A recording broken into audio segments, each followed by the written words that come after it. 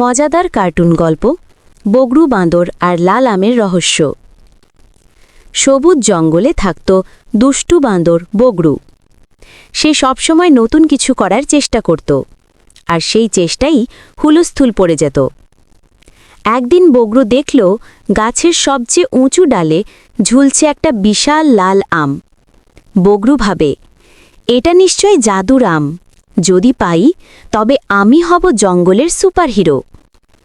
সে লাফ দিল, টুপ, ডালে পৌঁছল, কিন্তু আমটা এমন চকচকে যে হাত ফসকে নিচে পড়ে গেল। বগরু ভেবে ফেলল, ও না, এটা তো পালিয়ে যাচ্ছে। আমটা গড়িয়ে গিয়ে থামল বুদ্ধিমান কচ্ছপ টুম্বুর সামনে। টুম্বু হেসে বলল, এটা জাদুর আম নয় বগরু, এটা তো রং করা কাঠের আম, খেলবার জন্য বানানো। বগরু লজ্জা পেল, কিন্তু হাসিও চাপতে পারল না। তারপর দুজনে মিলে খেলনা আম দিয়ে জাদু খেলা শুরু করল। আর সেদিন থেকেই জঙ্গলে শুরু হলো বগরু ও টুম্বুর হাসির ক্লাব।